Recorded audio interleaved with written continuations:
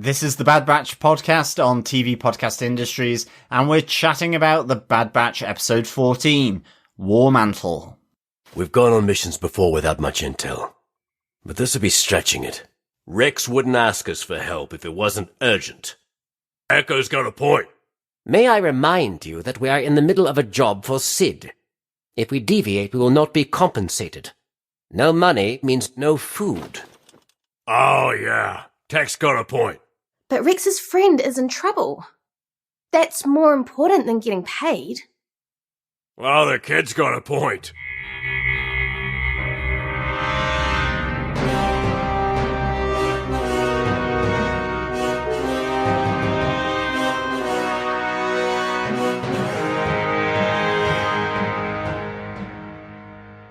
Welcome back, fellow troopers, to TV Podcast Industries. We're talking about Star Wars The Bad Batch, episode 14, War-Mantle. And I am one of your TK hosts, John. I'm one of the other hosts, Derek, on our 601st episode of TV Podcast Industries. Yes. In case you didn't get a chance to listen, we have put out our 600th episode, which also featured our fellow co-host, Chris, who couldn't be here for this one. This would have obviously been our 600th episode if we didn't record that one. So, we decided to get all three of us together and chat about all the stuff we're covering for the rest of the year. So, that should be in your feed now, if you're following us on TV Podcast Industries on the main feed. If not, go over to TV Podcast Industries and subscribe to the main feed. Yeah, we will be up to 700 podcasts in a blink of an eye. We will. With what's coming up on the slate there for the second half of 2021 for sure. That's not even taking into account all the other shows that will be coming in next year. Now that we've started on Star Wars, where do we stop? There's so many Star Wars shows coming out over the next year. Exactly, even. But they have piqued my interest for sure. Oh yes. Of course, we would have loved to have covered The Mandalorian. I think we've said that a bajillion times, but for sure, we just didn't in the end because of everything else. But now, we're Star Wars fans, and this has been our entry point into Star Wars and the galaxy through the Bad Batch. So we really hope you're enjoying our coverage of The Bad Batch. Well, at least our entry point into Star Wars podcasting. Our entry point into Star Wars was when we were about that's true. 7 or 8. Yeah, exactly.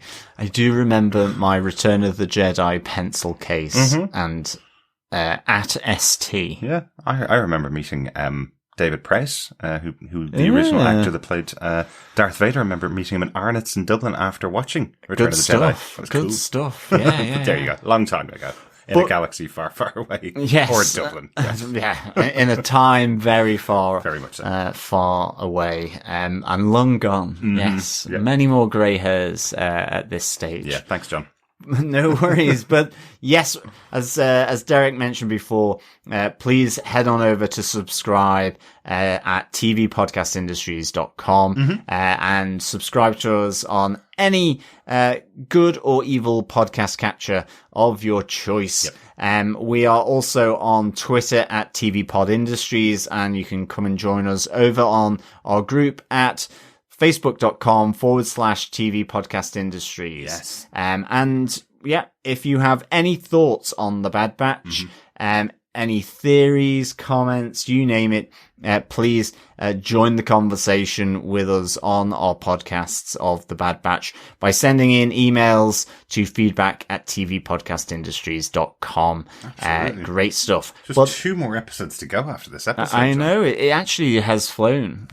So I guess we're expecting a intense 3-arc rundown to the series finale. Yeah, I think what myself and Chris were talking about on last week's episode, which did feel like it was setting up something outside of this series. It felt like it was kind of a standalone episode. We felt that these 3 final episodes were going to kind of build into one big arc, and as we saw at the end of this episode, quite a big cliffhanger for this show. We haven't had this kind of cliffhanger in the past, so quite a big moment at the end of this, and I think that's going to play out for the last 2 episodes of the season. Still convinced that last episode 16, is going to be an hour-long episode. Like it could be, definitely. It is certainly a possibility, but let's get into our spoiler-filled review of episode 14, War-Mantle. Absolutely. Derek, what are some of the episode details? Well, executive producer on the show, Brad Rao and Jennifer Corbett, every episode of the show overall. This episode was written by Damani Johnson. First episode that Damani has written for any of the Star Wars shows, but they were an executive producer on a number of shows, including being the co-executive producer, or one of the co-executive producers on Star Trek Picard. Ah, excellent stuff. So just like ourselves, jumping over from Star Trek Picard to Star Wars The Bad Batch. Yeah, good stuff. Pretty yes, good. that was us dipping the toe into the Star Trek world and universe. Yeah. The Federation of Planets. Yes, we dipped our toe in. Not sure whether we'll go back after, although I absolutely love absolutely Picard. dipping our full foot in for season 2 for sure. Yeah, that does look cool. Hopefully the audience will have calmed down a little bit on Twitter by the time Star Trek Picard season 2 comes out. The episode itself was directed by Steward Lee once again. It was directed many episodes this season of The Bad Batch. John, do you want to tell us what they gave us with the synopsis for this week's episode of Star Wars The Bad Batch, episode 14, War-Mantle? Sure. In the middle of another off-world job for Sid, the Bad Batch are contacted by former clone Captain Rex. He's received a distress call from a former comrade, CC-5576, also known as Captain Gregor, from the planet Daro. Convinced by Omega that it's their duty to help, the team go to Daro to find the missing trooper. On Kamino, under direction from Vice Admiral Rampart, every clone trooper, young and old, in the cloning facility is ordered to leave the planet. Prime Minister Lama Su is even more concerned at these events as the Empire has cancelled all contracts with the Kaminoeans for any future cloning, and so he arranges transport off-planet for all essential workers, including himself. Back on Daro, while trying to locate Captain Gregor, Hunter discovers a massive hidden Imperial facility in the mountains. Security is high, but despite the overwhelming odds, Hunter, Tech and Echo find and free the missing captain. During their escape, in a tussle with these new TK troopers, the Bad Batch discover these are not clones. Captain Gregor reveals that this facility is filled with volunteers loyal to the Empire under Project War-Mantle. These new recruits are known as stormtroopers, and there is an endless supply of them in the galaxy. With the Bad Batch stranded on top of the mountain, pursued by stormtroopers, Wrecker and Omega fly the Havoc Marauder to save them. In the confusion of the rescue, Hunter falls out of reach, and he orders the Bad Batch to leave him behind, and they reluctantly comply, and Hunter is taken prisoner. Meanwhile, on Kamino, Vice Admiral Rampart discovers the Kaminoan escape plot, and feeling that politicians will be of little use to him, Rampart takes Nala Se and her team of scientists with him, and orders for the Prime Minister to stay behind. As Hunter stews in his prison cell on Daro, he gets a visit from Crosshair. He was hoping they'd catch the full team, but Hunter will have to do. You make a good point, John. Hunter will have to do. Sorry, I absolutely love the scene with Wrecker at the beginning of this episode where he's saying that everybody has a good point. He's a person that doesn't make very many decisions. Yeah, I loved it. Basically, Wrecker agrees with everyone. Yeah, good point. really enjoyed that. And also the game that he's playing with Omega as well, where he's he's contemplating his next move. Yeah. And contemplating some more. And contemplating even more. Wrecker is not for thinking. Well, he's either being so strategic he's thinking about 100,000 moves in front, or he's like, what the hell do I do next? Yes, basically. Exactly. And the other really great little bit between Wrecker and Omega is him effectively just, he's done this before, so he's able to relax. Absolutely. Whereas Omega is really kind of on tenterhooks, really. Poor little tense, wondering what is happening in this hidden facility, as she's been told to stay behind with Wrecker, to provide the quick escape with the Havoc Marauder. Exactly. Let's talk about all the big points of the episode, because this was a big episode. It really was, I think this is the one we've been waiting for and kind of predicting as the season went on. We know from obviously Star Wars and the movies that there is a point going to come when the clone troopers aren't going to be around and the stormtroopers are going to be the ones that will be the center of the Empire, effectively. So, and this is really where it's kicking off in this episode. Oh, definitely. Yeah. Blaster point 1, danger for the Kaminoeans. I mean, I guess this has been building, there's been that suspicion from both Nala Se, as well as, from the Prime Minister as well, Lama Su. And, this really is coming to a head. I do like the fact that the Kaminoeans, in particular Lama Su, they must have really genetically modified hearing, because, he's walking in the background as Rampart and Crosshair are, saying that all of the clone troopers that are effective need to be moved from Kamino, and you just see Lama Su walking in the background, presumably having heard everything up. So I think real bat hearing or bat senses from the Kaminoan Prime Minister. I think he probably noticed all the clone troopers getting aboard the ships. No, I'm sure he does. I think the conversation that he hears is more about what do we do about the Kaminoans. Yeah, and exactly. Crosshair's told to watch them until they make their move, effectively. So because all the contracts have been cancelled as well. So I guess this day of reckoning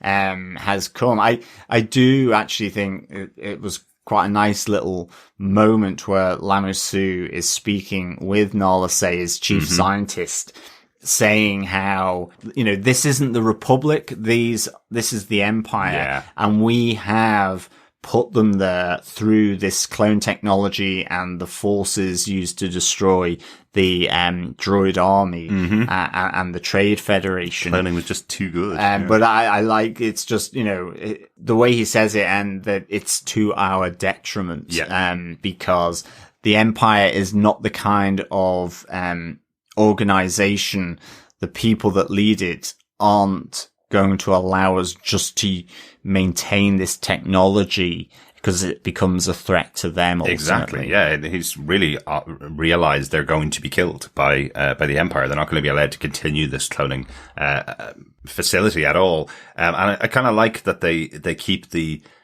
character of Nala Se as well. We've seen throughout the series in a number of occasions that, yes, she's a cloner. That's her job. She's a scientist, but she does really care for the clones themselves.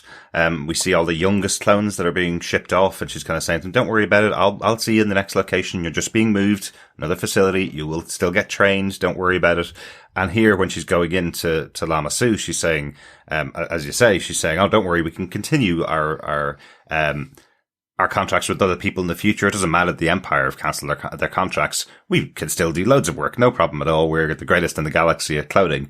But Lama Su is pointing out to her, hang on, no, this is definitely the end for us if we don't make our escape effectively. Absolutely. But by getting everyone together, particularly their top geneticists, they have been spotted. Yes, they have. And they're confronted by Admiral Rampart. And I do like, I guess it's maybe a little bit topical, that Rampart says, he goes, I'll have further use for, Nala Se, the scientist. What would I need another politician for? Absolutely. So a real put down there. Yeah. But I guess the big question as well in that moment, we don't hear any blaster fire as the doors close and two of the grey stormtroopers surround Lama Su. But is he just going to be held as a prisoner, or is he dead? Will he be?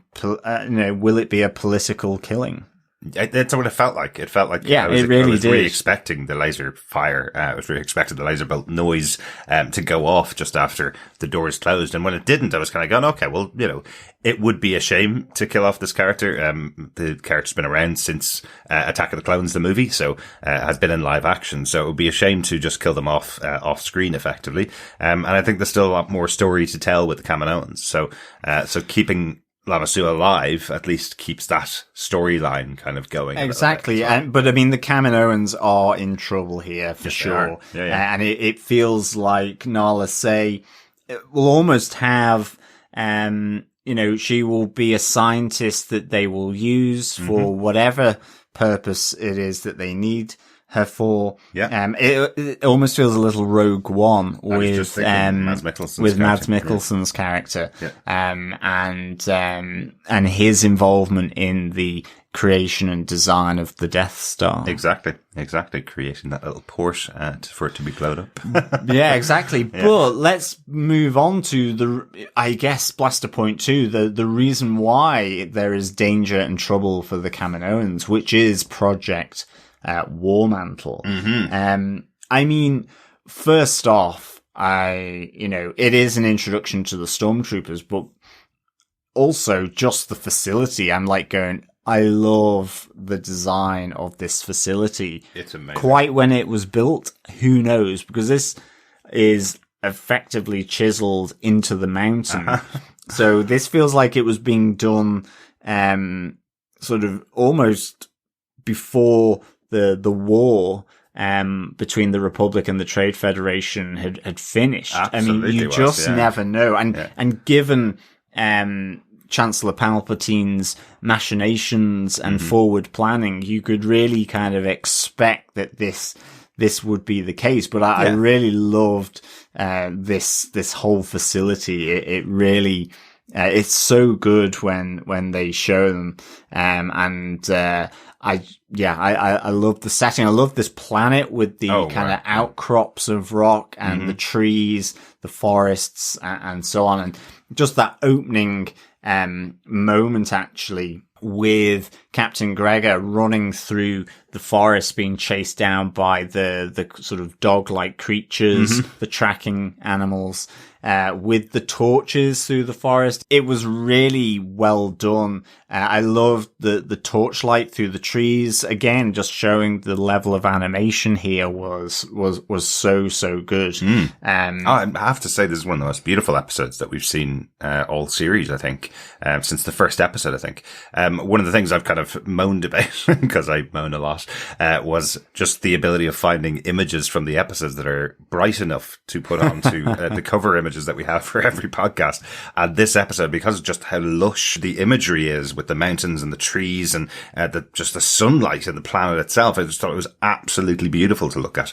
No difficulty getting an image for this episode, but it is just some amazing animation that's going on in this show. I think it's the best animated show that Star Wars have done certainly from a technical point of view, and so far story wise, it's living up to the other shows as well. Definitely. Yeah. But Project War-Mantle's so secretive. It is on a uninhabited planet of the Outer Rim. Exactly. And this is where they are bringing their new recruits to be put into their new uniform, the Stormtroopers, which I have to say, you can tell it's an iteration before what you got in Star Wars A New Hope with those Stormtroopers, but it is very reminiscent of the original production design done by Ralph McQuarrie for Star Wars, and his design of the Stormtroopers, where they have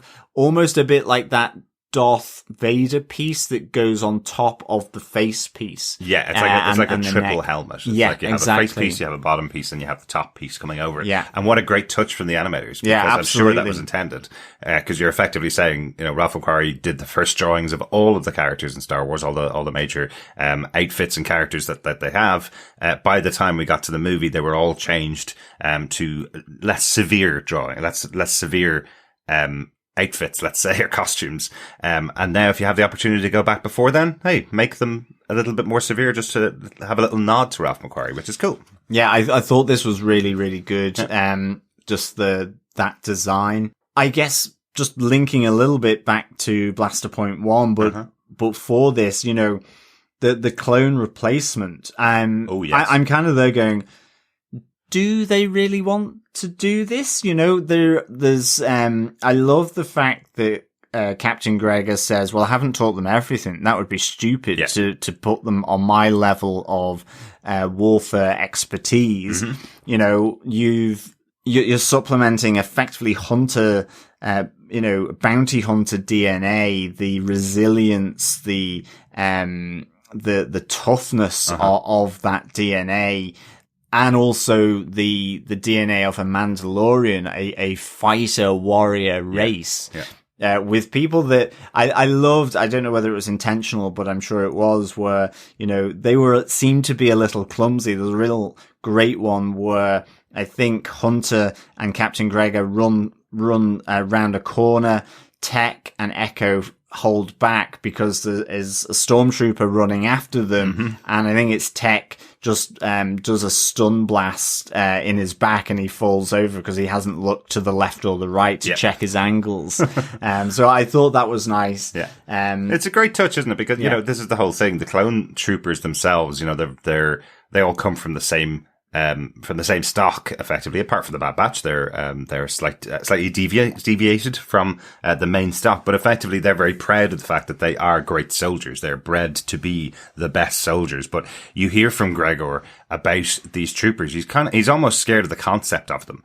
The idea that these people would sign up willingly, support the Empire, be given their new stormtrooper outfits, and if they get killed, there's millions more, an unlimited number of volunteers behind them to take up, whereas the clone troopers come out in groups. They come out in multiple groups, but they're still only limited by how many are created, whereas he seems to feel that they would be vastly outweighed by the number of these troopers created, effectively, coming up and signing up. That's it. It seems as though Rampart's motivation is, rather than quality, I want quantity. Yes, exactly. It is almost the wave after wave of attack that it's pure superior forces.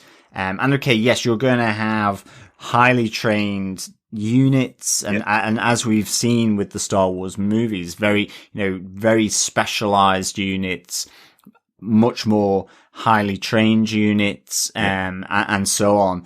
But that ultimately the bog class standard of frontline infantry for the Empire is about volume, about sheer numbers to overwhelm any force that's against them. So I thought this was really good, and I think, and it's something we saw in Solo a bit as well, when in the movie Solo, when Han signed up thinking he was going to be a pilot and ended off being in the infantry, and it's very much throw men at it. And why are we fighting to get over to the next hill?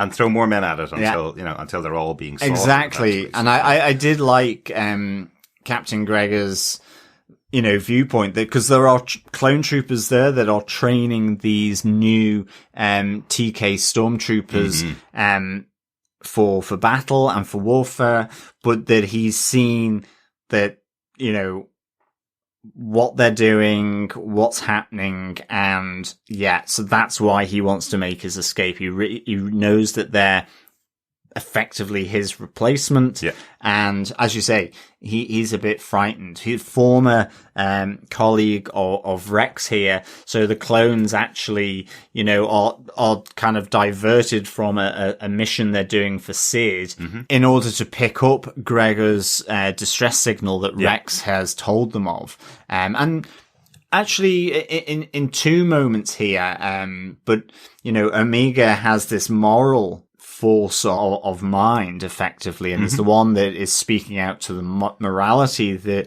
well, we should go and rescue him. That yes, we might not get paid if we don't complete Sid's mission, but Rex, who is a friend, who is an ally, has asked, could we go and rescue his friend? And certainly Echo is with her here. I think looking at it, Hunter makes the decision at least to go to Daro because Echo is there, and sort of looks at him. There's a moment where in the cockpit of the Havoc Marauder, where Hunter is looking at Echo before he makes the decision. That's very true. I think that links to when Hunter sees this huge Imperial facility. He's like, right, let's get back to the Havoc Marauder. This is a little bit of a suicide mission. And Echo again makes the point, yes, but if you hadn't gone against the odds when you, along with Anakin and Captain Rex, came to rescue me from the Trade Federation, then I wouldn't be here today. Exactly. And so that persuades him to infiltrate into this huge facility with all the walking about that stormtroopers do. Absolutely. I guess that was drills. one of their training. It's Yeah, drills. The drills. Yeah. But just one other thing about what Gregor is saying about the stormtroopers as well. I love that he's saying the reason why you tried to escape was because, what crazy person would want to stay here? And he's kind of another indication that he's slightly scared of the idea that people are volunteering for this duty. He has to do it. He's a soldier. Good soldiers follow orders, as we know. Yeah. But he's just looking around him kind of going, there's hundreds of thousands of people here that willingly are giving up their daily lives to come and join this new empire. And they are dedicated. That you can feel the kind of, scared shock in him that's why he wants to get out of this place. He doesn't want to train these crazy people that will go and join the empire as cannon fodder effectively. So I think this is a really good, episode for that, for the knowledge that we get, the real, insight into the big differences between the clones and the new Empire troopers, the new stormtroopers, effectively. It's a real differentiation you see here. It's not just what we see in the far future, which is people being kidnapped from their homes and being made to be stormtroopers. It's now, here we have the volunteers, which makes them much more like stormtroopers, much more like Hitler's stormtroopers in World War. So that's where that element comes from, and I think that's really interesting. You mentioned Rex a moment ago, and I really wonder where he is. I really wonder what it is that's keeping him on the planet he's on. I love that it's, this really quick call going, can you help out a friend of mine? He sent a distress signal. I'm too busy. I can't tell you what's going on. You've got the details. Thanks very much. Off I go. And there's like blaster fire going on around him and stuff. So Rex has got himself into a bit of trouble. I do wonder, since we only have 2 episodes left here, I wonder will it divert from this episode next week and have a little adventure with Rex, maybe, and then it comes back over to finish off the story for the end of the season? I hope not. I hope not. Is that how they're going to help get Hunter out of the position that he's in, by going to Rex, maybe? I guess so. And that's where then Project War-Mantle will be really busted, because the doors will be flung open on it, to the nascent rebellion, in effect. Maybe, yeah. In that sense. Yeah. I hope not. I hope that they focus on Hunter, just because that ending is so good. You really want to see what they're going to do with Hunter. Let us talk about it, John. Well, I think, Blaster Point 3, Hunter is imprisoned in the escape of Gregor. I think let's just talk about the escape of Gregor, because there is a great moment where they, have called in the Havoc Marauder to rescue them. And they're at the vent of the energy reactor that's powering this massive facility in a mountain. And there is some fantastic aerial combat here with the Havoc Marauder, and it looks like prototype TIE fighters. They've got that real classic sound. For sure, from the laser blasts. I'm sure there is the name of the model of those ships. I just don't know it. But there is. It's just really, really good.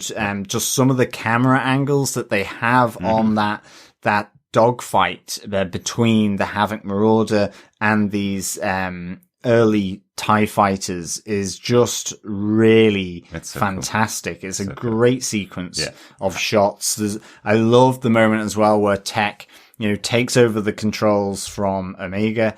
After, I think it's him, Gregor, and Wrecker have gotten back on, to the ship as they've held it steady for the jump across from the vent. Yeah. You've still got Echo and Hunter at the vent, but he takes over and he plunges down towards the ground and then pulls back up again. There's some great moments there in order to sort of avoid the fight. We get Gonk being useful, not by his own right, just simply that Omega takes out his port thing and gets him to fix the engines. Well, he's effectively an extra battery as their engines have run out. It seems Sorry, like Gonk, that. we need you. Plug it in. It seems like that, but also she has been working on him an awful lot. Like, there is that really nice moment. And again, I think this is real testament to the animation and what they can do, where you have very early on in the episode, Hunter is twizzing his knife around in his hand like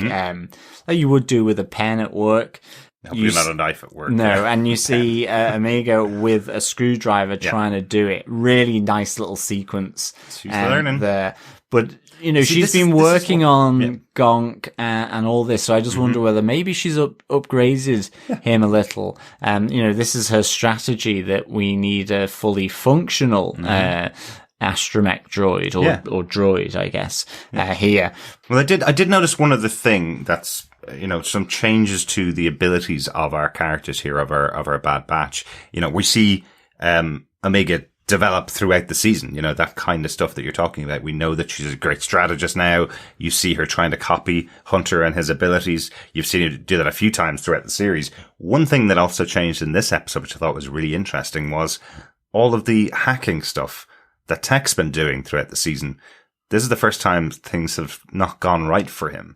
He's been able to hack things in seconds in the past. And here, because of these new troopers, these new stormtroopers, all of the clone abilities, all of the clone passcodes, let's say, are no longer working for him. So all the things he would usually try in these facilities are not working for him. So does that now start to make some of Tech's abilities less valuable or less important or less productive as they were a couple of months ago before they knew about the stormtroopers?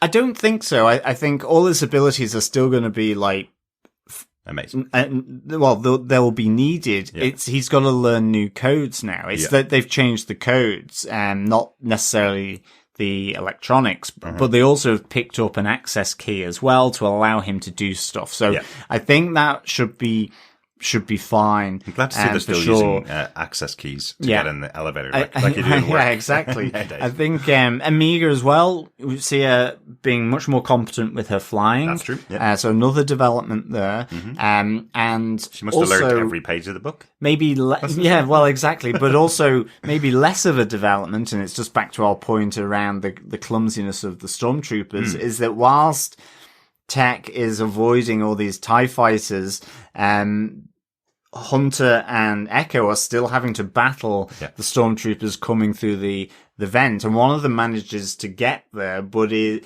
is subdued by Hunter, and he pushes him into the center of it, and all the other stormtroopers just immediately shoot at him and kill him, and he falls off the edge. But he has a completely different outfit. It's exactly. That's what I mean. It's just, they maybe have an awful lot more development to come, and they need to do a personal management and development system in work. I have a feeling that might be a commentary on the people that would volunteer to join and become stormtroopers for the Empire. They may be not right in the head. Possibly.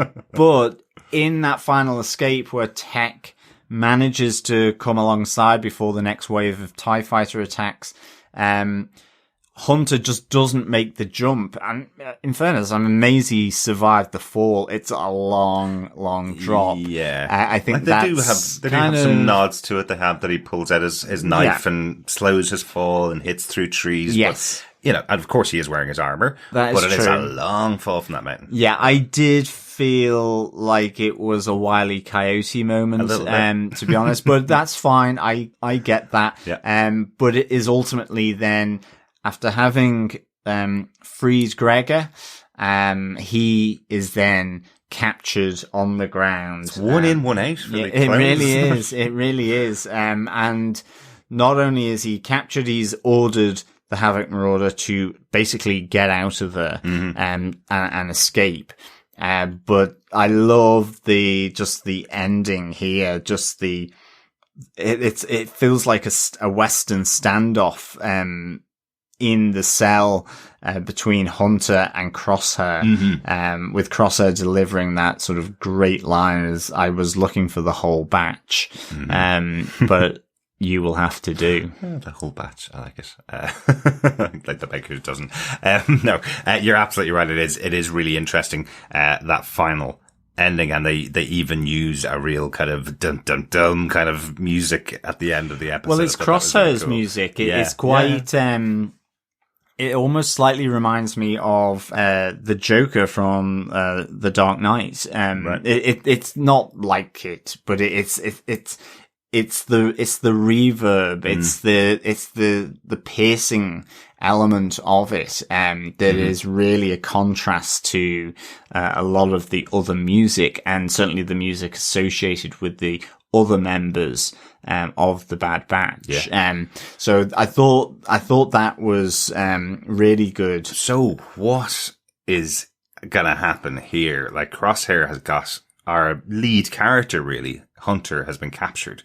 But unlike in other TV shows, D. Bradley Baker voices the character of Hunter and every other clone in this TV show, right? Is there a possibility that we lose Hunter? He was the one character that we were kind of thinking was safe. We were saying, Wrecker could be turned, or Tech could be turned back, or because he's a little bit out. I'm wondering whether they're going to do the big change and have Hunter implanted with a chip and maybe turn him over to the Empire.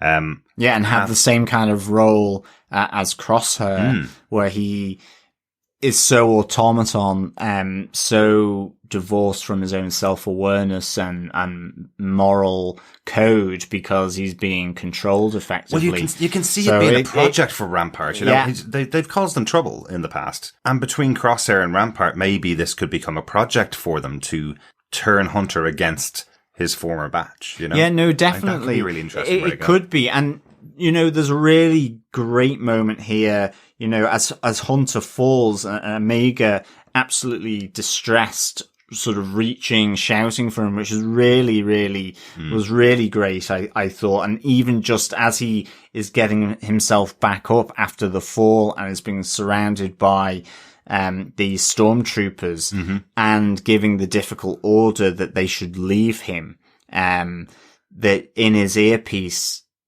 you've got Omega screaming that they need to go back to rescue him. Yeah. So, possibly there's something in that, that Hunter could be, the one in trouble here. I mean, he is, because he's in prison, but I mean, seriously in trouble as to his fate, and what will become of him. I just wonder, you could see them doing this. They've done dark stuff in the animated cartoons before. Definitely. I feel what would be better is that they bring him to, the dark Crosshair type side. So he is after them, and that's what is difficult for Omega to reconcile, I think that would be very troublesome for her. So that could be really good as well. Yeah. I just feel they have so many options here, particularly with, the cast list as being as short as it is. You're not writing somebody out of the show.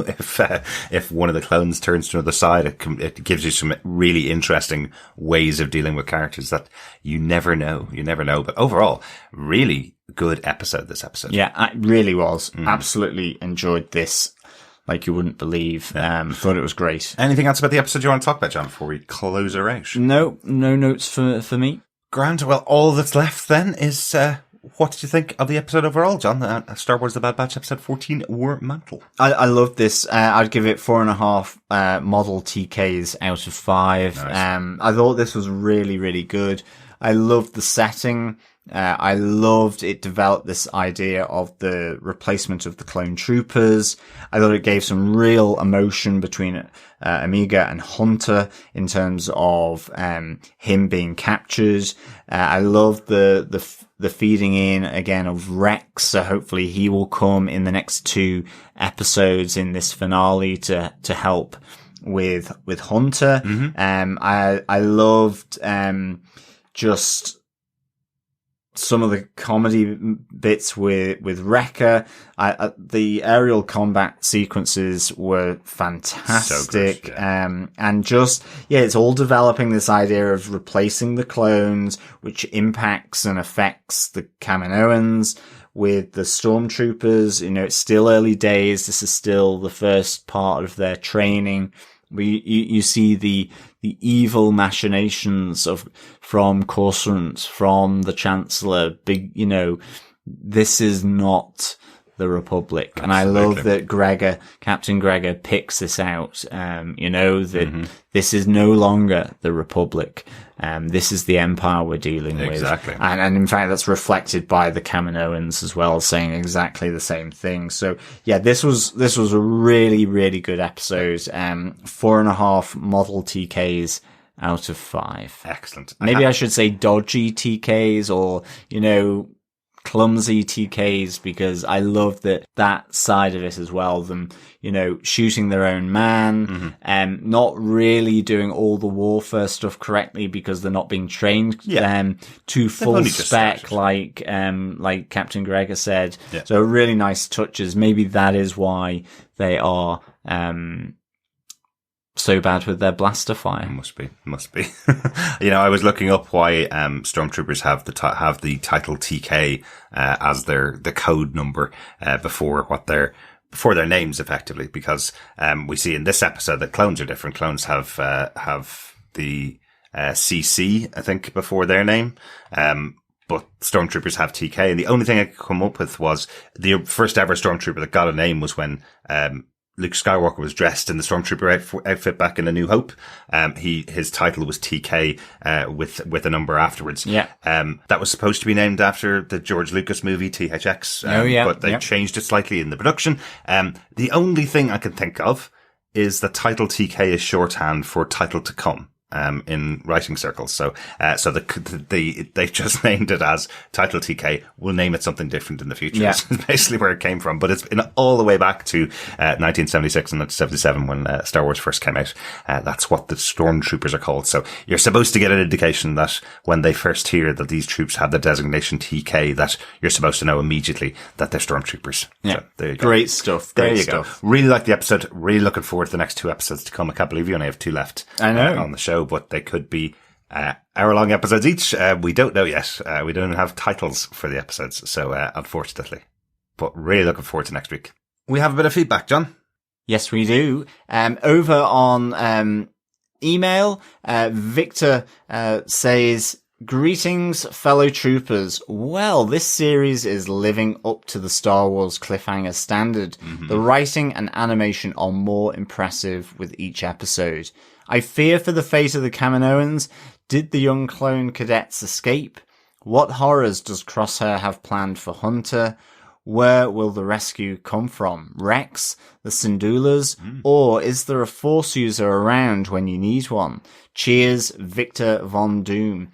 Thanks so much, Victor. Did the young clone cadets escape?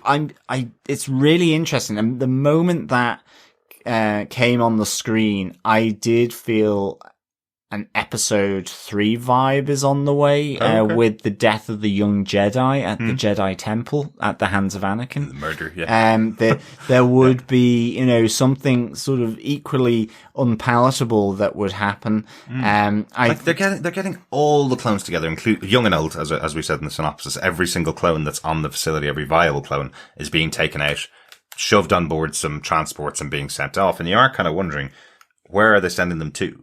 Is it another facility? Are they going to still use them as troops? Or are they being sent off for extermination, effectively, now that they have stormtroopers for replacement? Yeah, who knows? It's something that's very possible, Victor, that I hadn't thought about. Yeah, I just feel that, they're putting them onto effectively, where you see the Kaminoeans, where all the transport ships are taking them up to the old star ships that we saw there in the graveyard in the Bad Batch that were being decommissioned. Right. And I'm just wondering, putting on my evil Empire Imperial Commander hat, then, well, if you were decommissioning the starships and you're getting new Star Destroyers coming in, then why not get them all on there and then just blow them up? In the vacuum of space. You don't want to be going toe to toe with them, because we've seen that the TKs, the stormtroopers, aren't quite fully baked yet, and still need a bit more time in the oven. So That's what I was thinking. Yeah, that's really interesting, because I just had in my head they were kind of taking their ball and going home. It's like, just give us every viable clone. We're getting out of here. Kaminoeans, we're cancelling all your contracts. We're just taking everything from you, not getting involved with you guys anymore. But that's the other thing, And why waste what you've paid for? Exactly. In terms of where the rescue... Well, the Republic paid for it. Well, that's New Empire true. don't have to pay those bills, remember? Where will the rescue come from? I'm thinking it might be a joint effort here. It could be Rex with the Syndulas, and maybe, just maybe, we might see Caleb here. From the first episode, in trouble, effectively, allowed to escape and saved from certain Order 66 death by Hunter. Hunter is now the one in trouble. Who knows? But I love the idea. Be interesting how maybe what time has passed so far. I've not really got a massive sense of that. I think we just have the sense from Omega, because she hasn't grown much older. It can't be. It's a few weeks here and there in between episodes. We hear regularly at the start of episodes they're coming back from a job for Sid or going on another job for Sid. So that's kind of your indicator that some time has passed, but it can't be a huge amount. But I do love the idea, because it's definitely something that used to happen when we were kids, in animated cartoons, when we were kids, where people you'd meet along the way all come back together at the end and go into battle. So that's also a very Star Warsy thing. So that would be cool if everybody that they've met over the course of the season comes back and joins them in there to save Hunter at the end. Yeah, exactly. And then sort of Robo-Terminator Hunter emerges from the rubble after being indoctrinated, new implant gone in. And I guess we'll see the interrogation / torture droids as well, or could do with Hunter. Who knows? Who knows? Yeah. He might just get out directly afterwards. We don't know yet. Really looking forward to those next two episodes. And thanks so much for your feedback, Victor. Yeah, thanks, Victor. Over on Facebook, Dr. Bob Phillips says, enjoyed this episode a lot. It feels it's building the slow construction of a totalitarian empire and filling in the blanks. I have to admit to having a wrecker sense of how to manage before the emergency hits. What's the point in pacing? The emergency will arrive when it arrives, and no number of steps will change that. Ooh, I like that. God, I wish I was like that. That is a good philosophy, for sure. I tend to stress all the time, and then during, and then just collapse afterwards, because I've put in twice as much energy as most people have to an issue or an emergency. Yeah, absolutely. And to your point, Bob, about the slow construction of the totalitarian empire, I think that's kind of been one of the really good, dare I say it, deeper, more connected subplots here of moving from Clone Wars, with, I guess, Rebels going parallel into the New Hope side. It feels like it's been a great kind of subplot here. Yes. Just showing little glimpses of it, occasionally, like this one, wrapping it much more deeply into the episode as well. With the creation of the stormtroopers. So, Like you do wonder, considering what the original Star Wars was based on, the kind of serials of Flash Gordon and the samurai movies of Japanese cinema, which are all really straightforward, basic fantasy stories. It's the idea of saving the princess from the castle and the evil knight versus the good knight, and that's kind of it. And now have developed out all the corners of this world over time, where everything's complex. It's not just someone's good, someone's bad. There's really complex details behind it that they've been filling out for the last 40 years. And this episode definitely adds to it, and it was a really good one. Thanks so much, Dr. Bob. Yeah, thanks so much, Bob. We also got in a question on the rest of the episodes from Caleb Dyer. He says, everyone is theorizing about what characters will return in the last few episodes of The Bad Batch. If you could pick one character from the other Star Wars media to make an appearance, which character are you picking? Derek, you first. Okay, so which character from other Star Wars media to make an appearance in? So, they've done big entrance into this stuff in the other shows in the past. We've had people like Darth Vader and Darth Maul in previous shows in the past.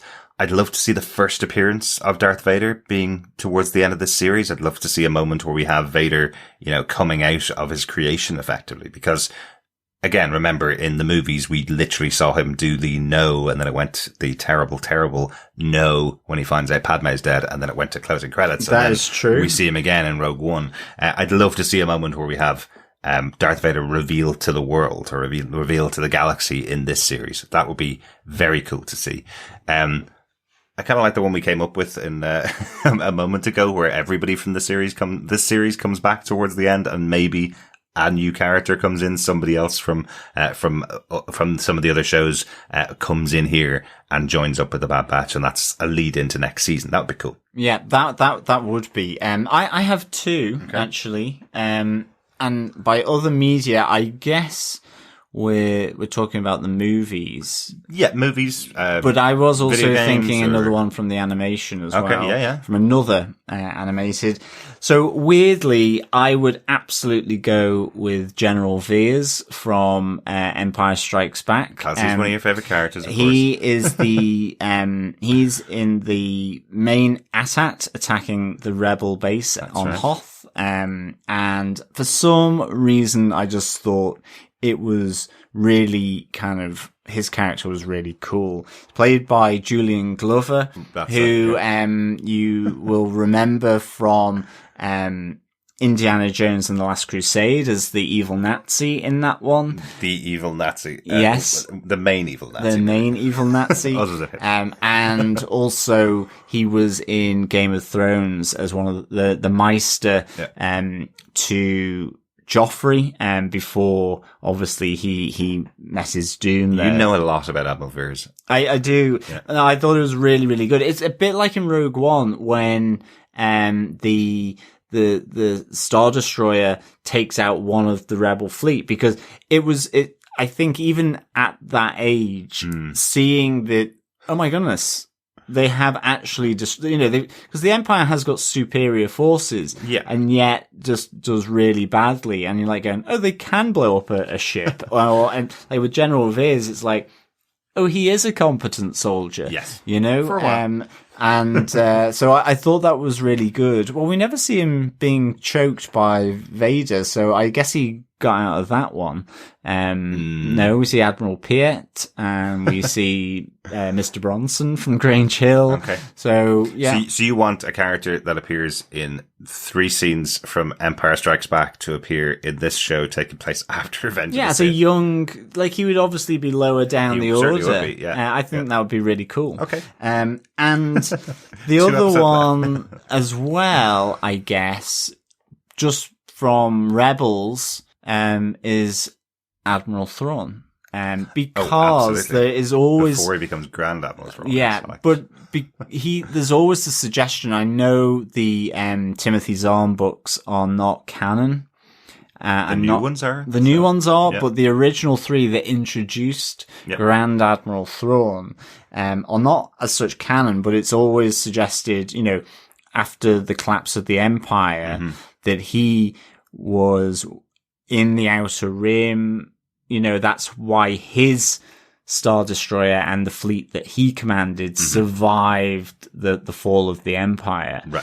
And I just have a feeling that he's always been doing the dodgy stuff of the Empire on the Outer Rim. We know he's potentially going to be in Mandalorian as well. So I think, or Ahsoka's TV show. Yeah. So I do feel that could be quite a nice little touch that he's not necessarily a Grand Admiral. He's not necessarily an Admiral, because he is also a different species. So, time may affect him differently. I just can't quite remember whether it does or not. But, maybe a young rising star blue cadet could be somewhere in there as well. Yeah. That would be pretty cool for me. Yeah. I'd love to know what everybody else wants to see in the last 2 episodes. We've only got 2 episodes left, though, so if you do have any thoughts of who you want to see making an appearance towards the end of the series, email us to feedback@tvpodcastindustries.com. Or if you have any thoughts at all about the Bad Batch, email us there at feedback@tvpodcastindustries.com. I'm so excited to see the next 2 episodes.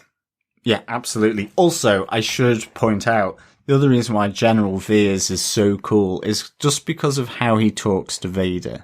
He doesn't seem quite as respectful.